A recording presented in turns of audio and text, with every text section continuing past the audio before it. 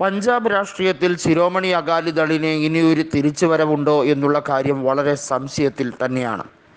വർഷങ്ങളായി ആ സംസ്ഥാനം ഭരിച്ചിരുന്ന പാർട്ടിക്ക് ഇന്ന് പ്രതിപക്ഷ സ്ഥാനം പോയിട്ട് സംസ്ഥാന പദവി പോലും കാര്യമായ തരത്തിൽ ഇല്ല എന്നുള്ളതാണ്.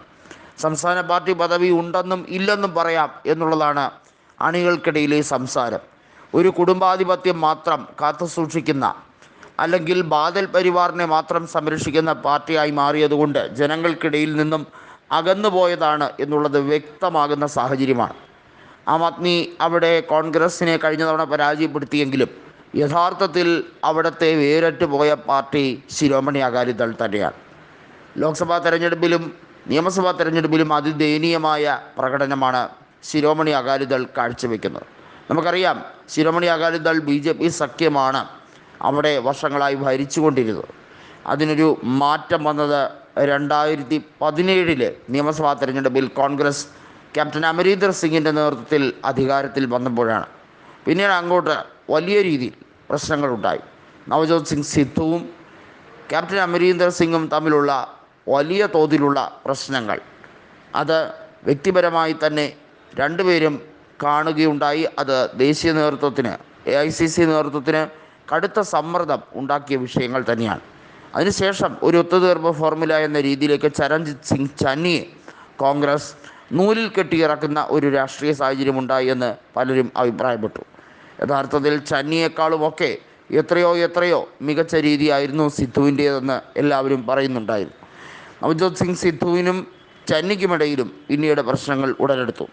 ഒടുവിൽ 2022 തിരഞ്ഞെടുപ്പിൽ ഇരുവർക്കും 2.5 കൊല്ലം ജയിച്ചു കഴിഞ്ഞാൽ മുഖ്യമന്ത്രി സ്ഥാനം എന്ന ഫോർമുലയിലേക്ക് കോൺഗ്രസ് എത്തി. അത് പക്ഷേ ജനങ്ങൾക്ക് ദഹിച്ചില്ല എന്നുള്ളതിൽ ഒരു സംശയം വേണ്ട. അതുകൊണ്ട് തന്നെ കോൺഗ്രസ് ദയനീയമായി പരാജയപ്പെട്ടു. 92 സീറ്റുകൾ ആം ആദ്മി പാർട്ടി നേടിയാണ് 117 അസംബ്ലി മണ്ഡലങ്ങളുള്ള പഞ്ചാബിൽ അധികാരത്തിലേക്ക് വന്നത്. എന്നാൽ ഇപ്പോൾ നിലവിൽ ലോക്സഭാ തെരഞ്ഞെടുപ്പ് ഉൾപ്പെടെ ഉള്ള കാര്യങ്ങളിൽ പഞ്ചാബിൽ കോൺഗ്രസിന് തന്നെയാണ് മുൻതൂക്കം. ആ ഒരു കാര്യം ആം ആദ്മിയും സമ്മതിക്കുന്നുണ്ട്.